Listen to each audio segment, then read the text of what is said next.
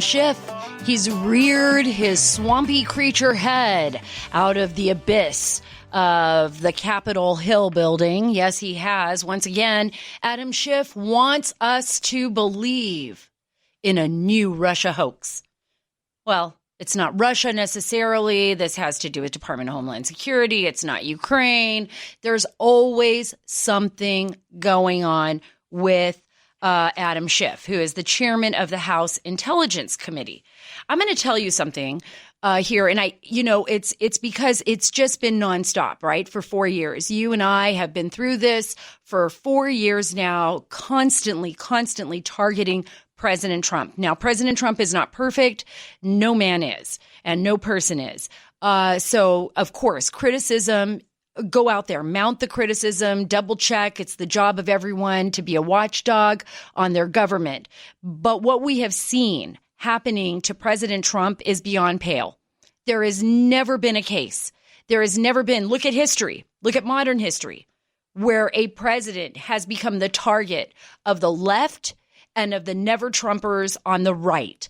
I mean, he is like constantly battling them and at the same time, incredibly fulfilling all of his duties and his promises to the American people. That much is true. And it is very difficult. I talk to people who know him, people on the inside. You can see how hard he has worked, but how difficult it has been for him and his family because they are constantly being targeted. And we see that from the Lincoln Project with George Conway. Now he's no longer there anymore. Kellyanne left the White House. That was her husband. But with people in the Lincoln Project, those are people that are apparently supposedly conservative who do not like and hate President Trump and want to do everything in their power to stop him, to Democrats and people inside the bureaucracy that are targeting the president day in and day out. And now, of course, Adam Schiff has another whistleblower. Remember Lieutenant Colonel Vindman? Remember that?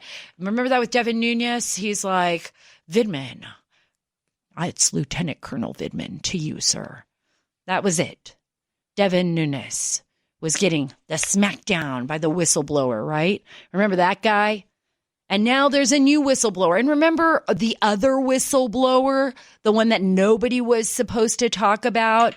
It was like, his name is Voldemort or something. You know, you weren't allowed to say it. Eric Ciaramella. I just said it. I whispered it. Eric Ciaramella. Apparently he wasn't the biggest whistleblower. Apparently it was always Lieutenant Colonel Vindman, because that's what Byron York wrote about. He did this incredible book, and he was on Fox last night talking about it. I don't want to stick with that. I don't want to give too much time or credibility to Adam Schiff. We have to keep monitoring him. We have to keep our eyes and ears peeled for everything that they're doing on Capitol Hill, because remember, this election, they are willing to do anything and everything to ensure that they win, that being Joe Biden, and that Trump loses. And the reason I bring this up is because I have a very, very special guest with me here in studio today. It's Michael Pack. He is the Chief Executive Officer of the U.S. Agency for Global Media.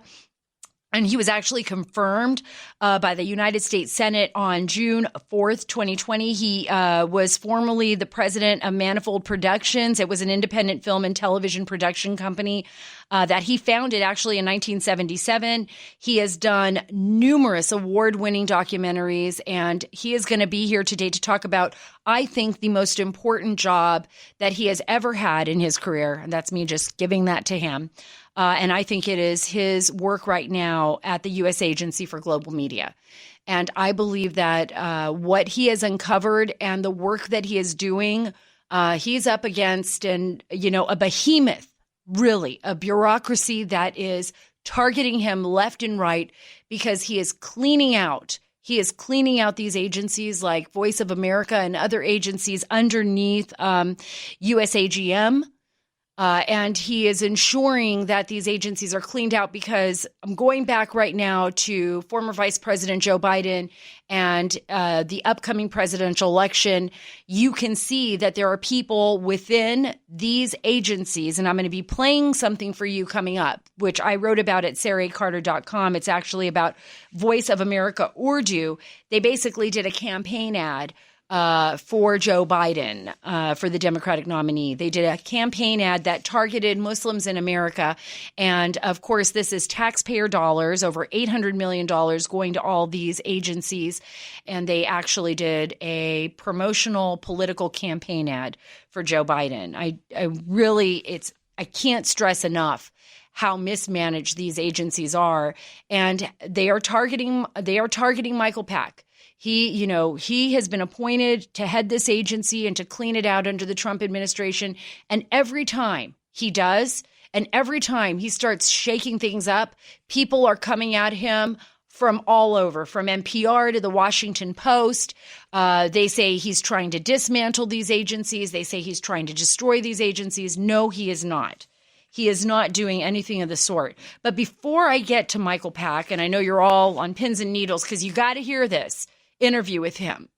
I'm going to be asking him all kinds of questions. I want to know what the agency is doing as far as cleaning out what I believe are spies inside USAGM, inside Voice of America, particularly, and inside some of the other agencies. What are the national security implications of that? What is happening in China?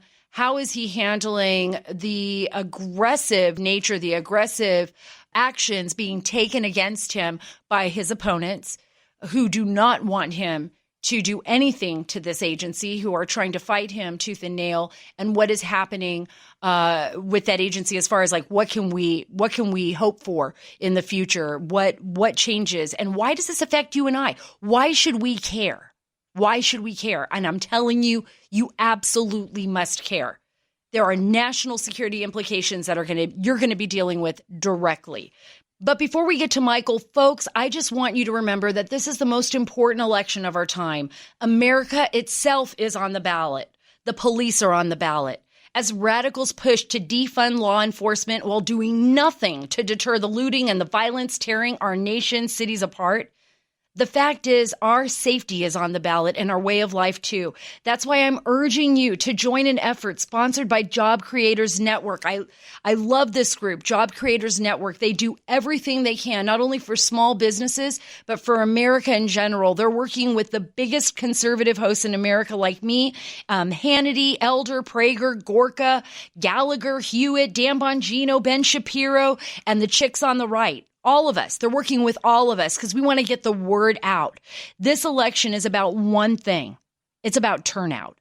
The left has their get out the vote machine. We need ours. Let me tell you that we need ours. That's why the single most important thing you can do to save this country is to go to keepamericaamerica.com and become a volunteer in the biggest get out the vote effort in conservative history. Remember that. Go to keepamericaamerica.com and become a volunteer in the biggest get out the vote effort ever. You'll be given tasks that'll allow you to make a difference in November. Do a little, do a lot, but please do your part. Go to keepamericaamerica.com now, and that's keepamericaamerica.com. Don't forget.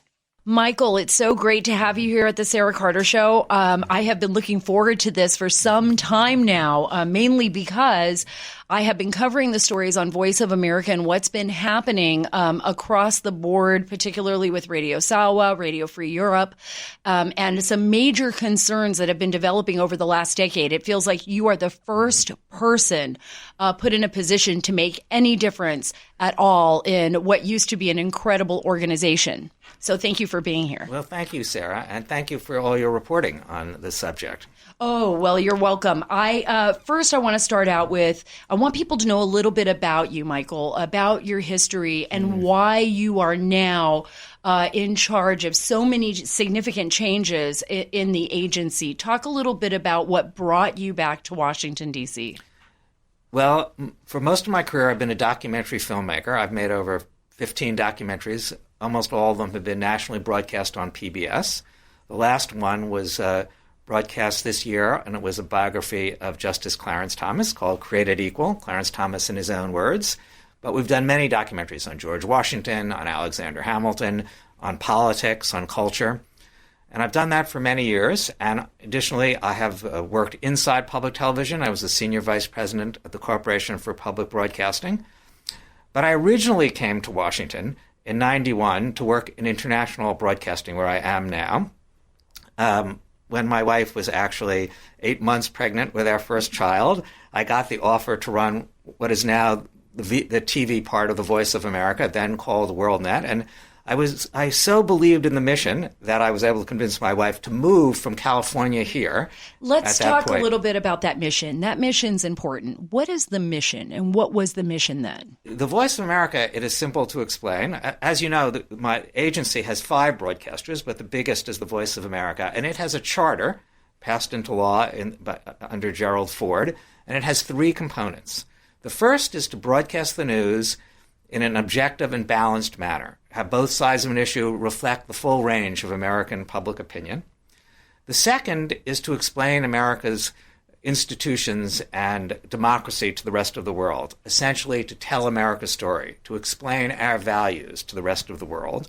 And the third is to present the administration's view in a forthright, full manner, along with criticism, but to present the administration's views. And it's my belief that in all 3 of those components, they have not been doing nearly a good enough job, and in some cases, the opposite of those jobs. But the key mission of all of them is to promote American ideas and institutions. And the reason it's important now, I mean, when I came originally, I was taken by it because of its importance in helping us win the Cold War. Mm-hmm. Ronald Reagan really reinvigorated this agency, saw its importance, and in the end, people like Václav Havel and Lech Walesa mentioned it when the Berlin Wall and then the Soviet Union collapsed. And I want to go right to that because I think you brought up so many great points. I remember with Václav Havel, even when he was imprisoned, this was a way that America could reach people that were striving for freedom, people that had the same ideals, basic ideals in countries that where the Iron Curtain basically stopped them from expressing what they believed in politically, what they believed in intellectually. And so Voice of America and our ability to reach out, I know there's a lot of people out there that say, oh, it's propaganda, it's U.S. propaganda. No, this is a way that the American principles can reach people in Cuba, for example, in the former Soviet Union. And I know with Václav Havel, it made a huge difference. I remember, being there shortly after and hearing those same stories. And so now you're seeing something very different, though. Voice of America is not the same as it used to be, Michael. I'm hearing reports from people inside VOA, from people inside Radio Sawa, from people working overseas, that these agencies aren't espousing the principles, or maybe now that you're there, that they originally were set out to do. And in some cases, they're not reporting the news even in an objective, balanced manner. But I do think, Sarah, to your point about its importance in the Cold War, I think it is even more important now, or similarly important now.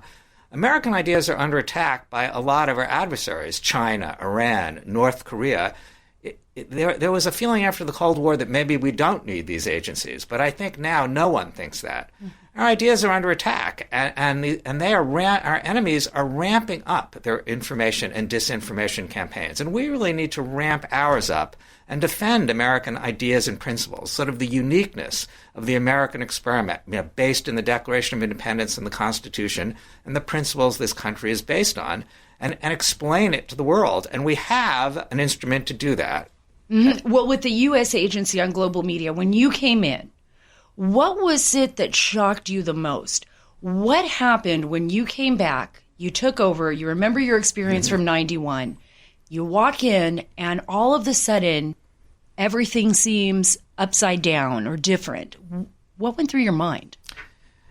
Well, I knew when I was coming in that I would have to reform the agency and bring it back to its core mission. That was always my purpose, and that is my purpose now. We were talking a little bit about before the program that people accuse me of wanting to dismantle it, but it's quite the opposite. I want it to fulfill its mission. In my opinion, if it doesn't fulfill its mission, it will not survive. Why would the American people keep funding an organization that doesn't effectively... How many taxpayer dollars? Its budget is about $800 million a year. Oh, wow. It has... we reach an audience collectively of over 350 million a week, which is a lot of people, in over 60 foreign languages. Collectively, it's one of the biggest broadcasters in the world. It's a powerful instrument, and it needs to be more successful in advancing America's interests. Well, when I covered the war in Afghanistan, I spent a lot of time in Afghanistan on the ground in Kabul. I visited Pakistan many times, Iraq. I would go to VOA. I would go to Voice of America to hear, what was happening on the ground as well, and follow some of the radio reports that were coming through. And I would talk to folks, too, on the ground in villages that said, we were listening to VOA, or we heard this, or we heard that. This brings me to what I recently wrote about at SarahCarter.com. For all of you who go to my website, you could read the story there yourself. And this deals with Voice of America Urdu, which is basically the language spoken in Pakistan. It's also the Pashtun, and Urdu is spoken along the border in Afghanistan that borders Pakistan. But this is significant because I couldn't believe what I was seeing. And it's the reason I became so involved in trying to get these stories out there of what is happening inside our own agency. They literally put together, they being the employees from Voice of America Urdu, put together a promotional ad, basically a political ad for Joe Biden. It wasn't a story. It wasn't a report. They reach over 1 million Muslim Americans in the United States. So we're not saying that this is, and it's in English too. So it's not like it's just in Pakistan. It's not like, just Pakistani citizens are seeing this. This was literally a political ad for Joe Biden. And Michael, before I get back to you, I want the audience, I want you all to just listen to this, to watch this ad and tell me what you think when you write to me at SarahCarter.com or at SarahCarterDC on Twitter, because I think it's going to blow your mind that we paid for this. We actually paid for this, our tax dollars. I will end the Muslim ban on day one. Day one.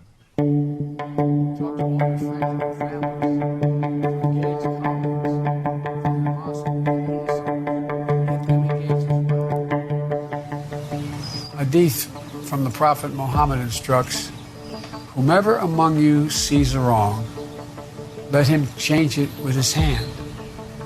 If he is not able, then with his tongue. If he is not able, then with his heart. Make no mistake, people. 2020 is our year. Let's dive into it with 2020 vision. We can see clearly that America is fighting for its very soul. We all come from the same root here in terms of our fundamental basic beliefs. And I just want to thank you for giving me the opportunity, for being engaged, for committing to action this November. It matters. Your voice is your vote. Your vote is your voice. Muslim Americans' voices matter. I'll be a president who seeks out and listens to and incorporates the ideas and concerns of Muslim Americans on everyday issues that matter most to our communities. That will include having Muslim American voices as part of my administration. But getting out the vote, getting our families out to vote, getting our elderly out to vote, getting our masjids out to vote, getting our neighborhoods out to vote. So let's do our part and join the largest Muslim voter mobilization in America, the Million Muslim Votes campaign. Let's roll up our sleeves. Let's make our voices heard. Because we got the means, we got the numbers, and we got the power. From the streets to City Hall, brown power, the writing's on the wall. Yeah, what you fighting for? 'Cause we about to take them all from the ivory tower. I want my money back. I want my taxpayer dollars back, because my tax dollars just went to do a commercial for Joe Biden. For the Muslim community in the United States from the Urdu Voice of America division.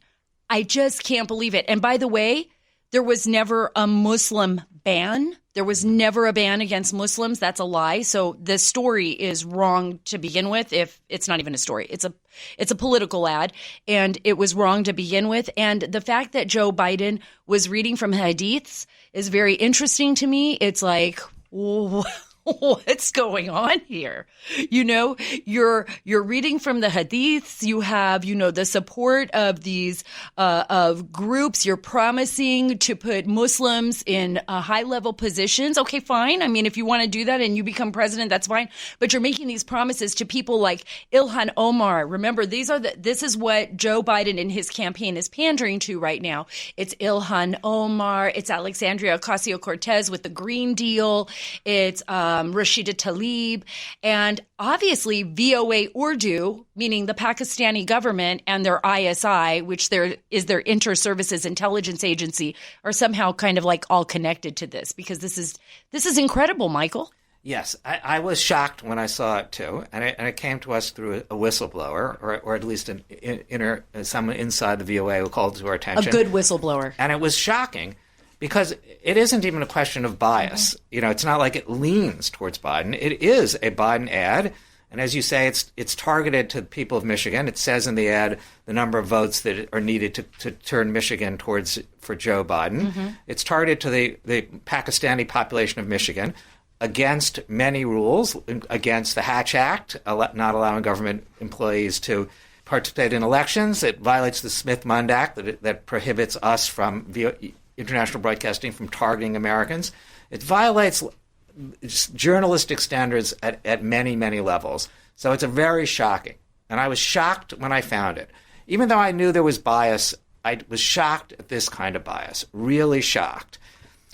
But the other thing I wanted to do, I felt it was important to get to the bottom of why it happened and why was it tolerated, not just on the... So this was on the VOA Urdu Facebook page. You can see the VOA logo, and on all VOA Urdu social media. For how long did that stay up there? Well, it was there for an entire week. I mean, that's the thing. Wow. It's one thing to have made it, but to have not caught it. And then when we caught it and asked that it be taken down, a few weeks later, we found that it was still up in a radio form. I mean, so the question is, for us, was to find out why it got done and why it was allowed to be done and what happened to all the oversight and management going up. And in the past, whenever there was bias, there was at the most a slap on the wrist and no real look into what happened. And I think it's created a culture that tolerates these things, and I'm hoping to change that. Okay. So what actually happened to the people that violated, the rules here? Because if you think about it, this is about our taxpayer dollars. They're actually pushing constituents in Michigan. And you know what? By the way, all over the United States, this is not, it's not just focused on one particular state, even though I think that was their intention. Let's get these folks animated. Let's get them to the polls. Let's get them out there for Joe Biden.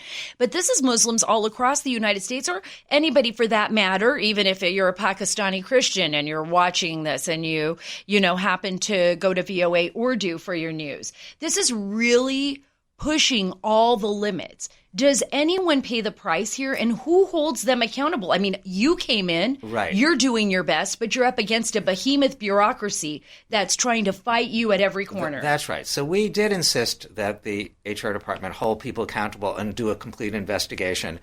And so people all the way up the chain have had varying degrees of disciplinary action, which I probably shouldn't detail. But it's the first time that's happened. I mean, it's not the first time bias has been exposed. For instance, in 2016, before that election, they ran this De Niro ad attacking the president, calling him a dog and saying he wanted to punch him in the face. And also on social media, they took that down, but no one, I think no one had to suffer any disciplinary action, let alone higher up. So I want to change that, and I want to make sure that when people know, no one questions that this violates the VOA charter, but people need to suffer consequences. And I think I'm getting the Voice of America to do that now. Do you think that these agencies, based on the fact, I mean, you just came in, you came in right in the middle of an administration, really. You didn't come in from the beginning. But does it appear, based on what you're seeing, based on the evidence that you're collecting as, the head of these agencies, that these agencies have been basically hijacked by, by a particular ideology, by a particular political group? I mean, I don't want to sound like I'm just... Right. Blaming the left, right? I mean, it could be whatever presidency is in is where the agency leans more towards, maybe. Well, so this agency was formed at the end of the 90s. It started in 99 formally, and it was originally the Voice of America was in USIA, and that was pulled out of USIA, and the other entities, Radio Free Europe, Radio Liberty, Middle East Broadcasting, Cuba Broadcasting, and Radio Free Asia, were all put together and put under a board, the Broadcasting Board of Governors, that was half Democratic and half Republican, and they were very part-time. They were supposed to put in a day a month. And how can a board riven by partisan disputes run an agency? So they were essentially not managed for 20 years. So what happens when you take a government agency with minimal management for 20 years? I mean, for one thing, corruption rises. People start self-dealing, protecting themselves in a way that we're going to talk about, I think, a little bit later. Mm-hmm. And then bias. Ronald Reagan apparently said that, if you let go of the wheel of the car, it veers left. And there's something to that. The media undirected goes left. It has a leftward bias. Now, which is okay for private media, but this particular government media is obligated by law to not be biased. Mm-hmm. So it needs controls to make sure that it is even-handed. So I think that by not having had those rigorously enforced for 20 years, there's been drift. So I think that is what's happened, and people are not used to accountability.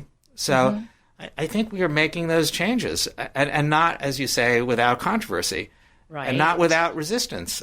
Let's talk about that resistance a little bit. But I wanted to mention this, too. So it's true I've come in late in the agency, but the White House asked me to serve in this role in March of 2017, very early in the administration. And it took 3 years and 3 months for me to get in there. Explain that. Explain so that I want you all to hear what Michael has to say here, because this is what's been happening inside this administration, not just with Michael Pack, but with so many others. And you're going to hear it straight from the horse's mouth, not just from me, but from the person that had to deal with this for years before he could actually resume his job and do what the president asked him to do. I think that there was concerted opposition. I mean, as you say, many Trump appointees have had this kind of opposition from inside the agency and inside Congress. Mm-hmm. I think in my own case, there's often a feeling on the left that they should run media organizations, that somehow Republican appointees are biased and Democratic appointees are not biased, even though this is part of the foreign policy establishment of the executive branch and subject to what happens in every presidential election. So there was deep opposition. And I think people were covering up things, including the security issues that we're going to talk about in the first place. I didn't realize that at the time, but I think because they had these 20 years of sort of unsupervised activity, things happened that they were afraid that we were going to expose, which we are exposing. This, to me, is the most important part of the whole story here. There is actually a very significant national security threat, I believe, based on the fact that for decades, VOA, a number of these agencies have been ignored. There wasn't enough oversight. People were able to take advantage of the system and embed themselves into our government. And it's very important that you listen to Michael here, because so many people, I call it, it's plausible deniability. You know, they don't want to admit that they allowed this to happen, that they're willing to ignore it. They're willing to target, let's say, Michael and others that are trying to put a stop to it and expose it. They would rather do that than accept the responsibility that they may have let things get out of control, and that they did, and that adversaries have taken advantage of this. Am I right here? I think that's right. So for 10 years, the Office of Personnel Management and the Office of the Director of National Intelligence have done these studies of the security clearance procedures at my agency, U.S. Agency for Global Media, and found them wanting and sent increasingly strident notes to the senior management that there were problems. Explain some of those problems so people really understand. That's right. It's the problems are so. Of the 4,000 employees in the organization, 1,500, 40%, have been improperly cleared, a huge number. And it's not a little thing. During the security clearance problems, people had made up false Social Security numbers. They have collected fingerprints and then not sent them on to the FBI. They've allowed blank parts of their applications. I mean, gross things. And then after some of the security clearance authority of my agency was revoked, it still continued to grant security clearances to people who then could go on to other agencies, and who knows where they are. And explain the people, because these are people from all over the world, folks. It's not because we're worried, because I have friends, believe it or not, I have a lot of friends, Muslim friends actually, that have worked for VOA or that work for Radio Free Europe or that, work for Radio Salwa or all over the world. Good people that are doing the right thing, that want to be a part of this beautiful nation. But there are people and there are agencies, other intelligence agencies, the Chinese, the Pakistanis, Afghanistan, anybody, even I would even say the British, anybody who could spy or anybody who could get into the government could utilize these agencies to do what? That's right. I think your point, though, first point is well taken. I mean, it's not the fault of these employees of the VOA or elsewhere that they were improperly cleared. It's the fault of our agency. But as a result of that, we don't know whether over these 10 years, foreign intelligence agencies have penetrated the Voice of America or the other organizations. And they've been a target for foreign intelligence from the very beginning. It's a natural place for foreign intelligence to be. I just talked to a senior executive at The Voice and previously someone at RFERL, and they acknowledge it as a constant because it's a good place to put a spy if you're Chinese or Iranian or Pakistani intelligence. You can have access to the State Department, you have access to lots of material, you can influence broadcasts back to your home country. And there have been high-profile examples of that over our history. It's not something that is not important to look into, as it would be for any agency, but it's heightened in a broadcasting agency. So why do you think? Because it's absolutely logical. What you are saying is not extreme. It's not over-exaggerated. I have spent my career covering intelligence. I've traveled overseas where I have known that even, being in my hotel room, that there's very likely the possibility that I'm being spied on or listened to even inside my hotel room as a journalist in a foreign country. So there's nothing surprising for me. Now, maybe for all of you out there who are listening to us, it sounds like spy games or spy thriller. But for anybody who's in Washington, D.C., we know this to be the case, right? So why are your critics trying to stop you from telling the truth and cleaning it up and getting that narrative changed? Right. I mean, they accuse me of McCarthyism. But these are studies from, reports from the Office of the Director of National Intelligence and the Office of Personnel Management, not just made up things. I don't see how I could not respond to these notices to me of massive security breaches. And I find it mind-boggling that my predecessors ignored it for over 10 years. And that would be the highest levels, the Broadcasting Board of Governors, the people who were assigned by the Broadcasting Board of Governors to be CEOs. But, I mean, in some cases, a former CEO is now president of NPR, John Lansing, and he was implicated in some of these stories, and that may have reason why NPR writes so many stories about this and not very favorable ones. Amanda Bennett, former head of the Voice of America, she's closely connected to the Washington Post, which her husband used to own, Don Graham, and they've written 14 stories about me in the 2.5 months I've been there, 10,000 words, almost all of it negative. I think there's a connection between these things, and it does go back to the sort of unsupervisedness of it for 10 years, and it leaves the organization weak. It's not they are the ones that are destroying it, the ones that allowed these security lapses. We are trying to reform it so that it can fulfill its mission, to leave it stronger, to leave it better for the people that you talked about, the VOA journalists that want to report, that want to fulfill the mission, and in the other agencies too. And some of them are risking their lives in places like Pakistan or Hong Kong or China. And those people need to be supported, and the ones that are, and so we need to clean it up and reform it. Absolutely. And when you said weaker, the agency weaker, based on what people had done in the past, not only do I agree with you, but I believe it left our nation weaker. That's right. And our government weaker. And maybe that's the reason for the backlash. I always notice that when someone's giving you the big backlash, when the fight's getting intense and when they're coming after you with their full teeth, trying to corner you, screaming mad, it's usually because you're onto something, right? That's true. It's usually because you're onto something. You caught on to what's happening, something that they believed would never be exposed. What are you doing now to clean that up? How are you handling? I mean, I know some of this you can't talk about. Maybe some of this is classified. But on the parts that you can discuss, what are you doing now? What is the agency doing now to clean it up and to move forward and revitalize maybe Voice of America again and some of our other agencies? Well, in the case of the security issue, it's true I can't talk about it much. I mean, it's 1,500 people that we need to re-clear. So we are looking into how to do that with the help of other outside groups and come up with a fair and appropriate process and do it soon. And we've looked into the problems with senior management in allowing this to happen. And it's massive, but we need to do it quickly because we can't allow this to go on.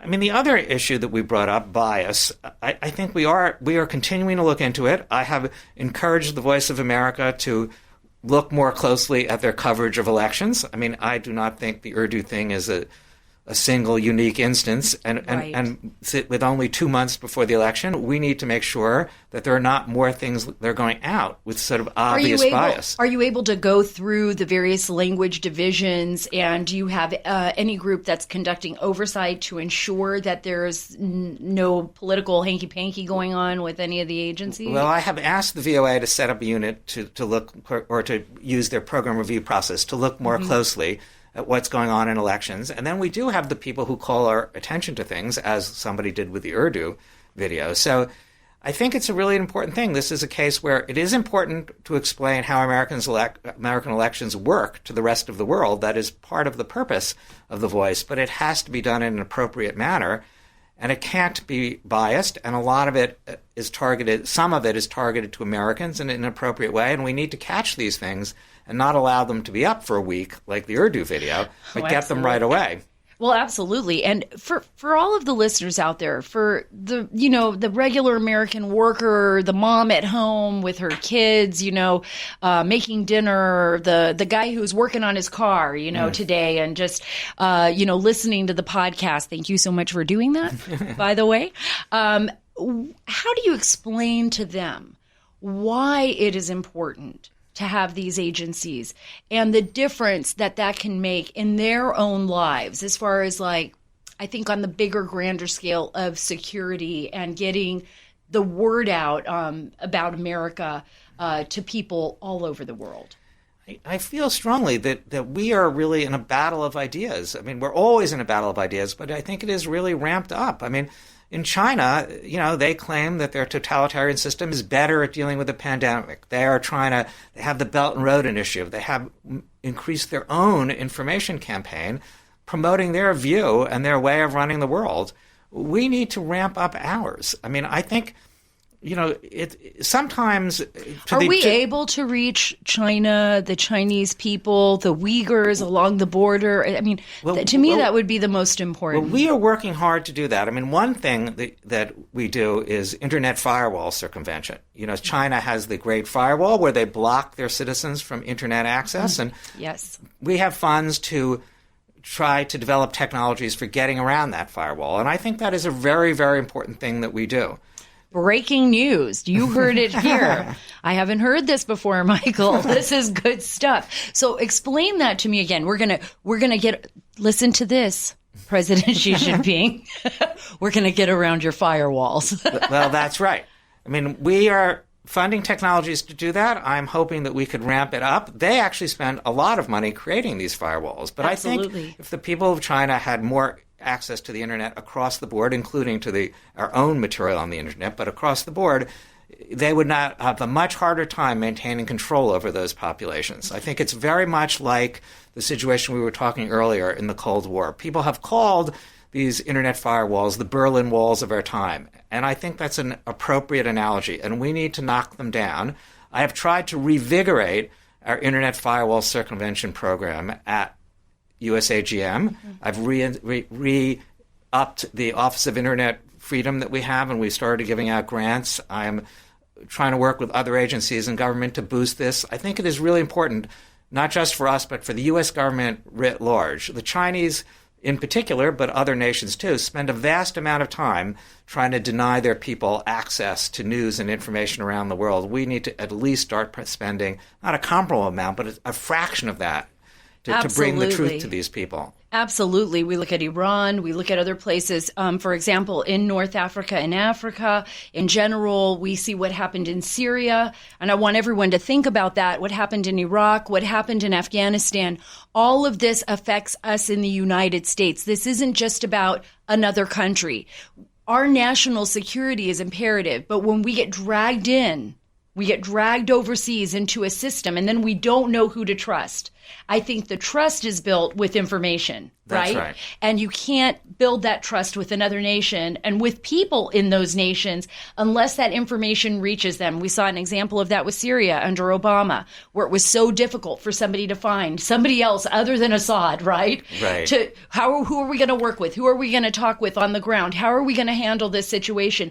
But VOA and these elements that are underneath USAGM, these elements are able to make a difference in the world, and they're able to get our voice out there, which is why I think VOA, Voice of America, That's right. I mean, we have the only Uyghur language service to reach these Uyghurs, who are, as you know, an oppressed Muslim minority in China, sent to re-education camps, concentration camps, really. Someone having a Uyghur language service tells them, just like it did Václav Havel in Czechoslovakia, that we care about them and we are trying to reach them. I think it is a tremendously important thing. But more broadly, we need to explain our values. I mean, in a way, more even than in the Cold War, if you just listen to the, Hollywood movies or the news, you may get a distorted picture of America and what our values are. I mean, we need to explain them in a way that makes America what it always has been, a shining city on a hill, a place that people aspire to and want to come to. Or don't forget that in Tiananmen Square, sticking with China, they have the Statue of Liberty. They believe in America and American ideals. And we need to maintain that and tell that to people around the world. And that's what this agency is dedicated to. And I want to leave it doing that better and in a stronger way than when I came. I don't think I could have asked a better question to end that segment than what you just said right now. But I am going to give you an opportunity. Is there anything that you would like to share? Maybe if you even had an opportunity to sit down with President Trump, knowing what you know today, anything that you would share with him about what you've discovered and any advice as to where this agency is heading? I think that it's my sense that President Trump wants me to bring it back to where it was, to bring it back to its glory days of the Cold War, to make it.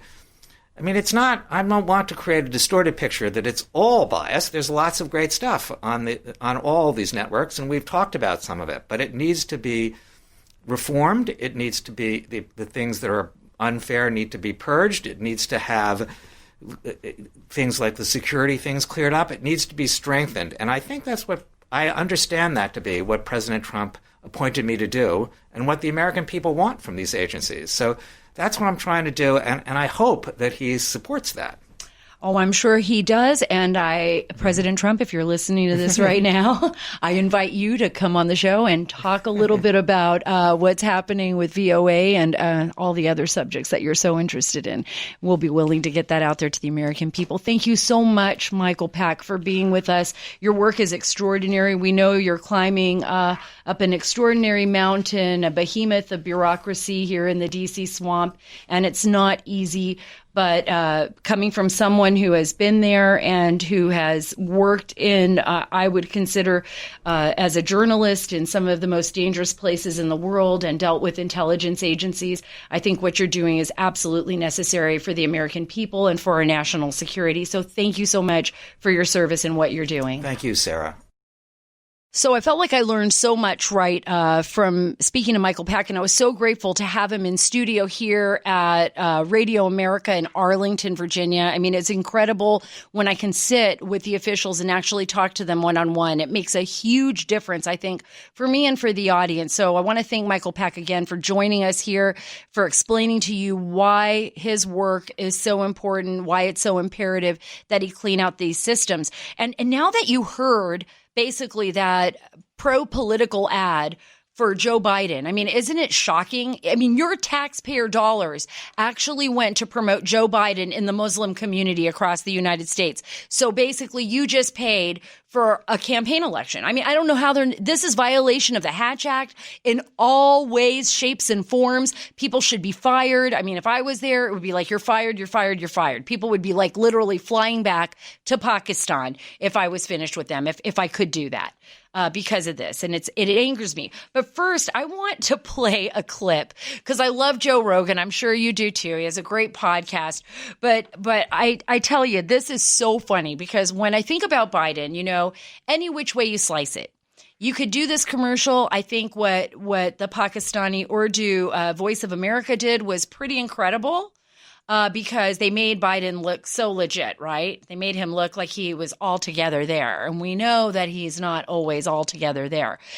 He was even reading the hadiths, which was incredible. I mean, it's very hard to even memorize the hadiths if you're non-Muslim. So I just thought that was pretty incredible. But listen to what Joe Rogan says about Joe Biden. And I think it kind of sums it up for me, too. Biden, to me, is like having a flashlight with a dying battery and going for a long hike in the woods. It is not going to work out. It's not going to make it. It is. It's like I couldn't have described that any better. It's like a flashlight that's dying. You know, when you keep hitting your flashlight and you're hoping it comes back on, you're like walking through the woods like, oh my God, oh, there it is. Oh, I can see the tree. Oh, whoa, wait a minute. It's out now. That's kind of what it feels like when you're dealing with Joe Biden. Especially if you're a journalist and you're asking him questions that he is not prepared for. Anyways, thank you so much, America. Thank you for being a part of this show. You know you mean so much to me. You're here all the time. Don't forget, you can go to SarahACarter.com for the latest stories. You can also follow me on Twitter at SarahCarterDC. That's at SarahCarterDC.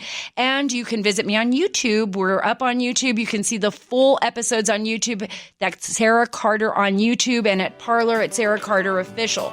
Remember to subscribe and give us a 5-star rating on your podcast app, whether that's Spotify, whether that's Apple, or wherever you get your latest podcast. We are taking the story back. Thank you so much for being a part of the show.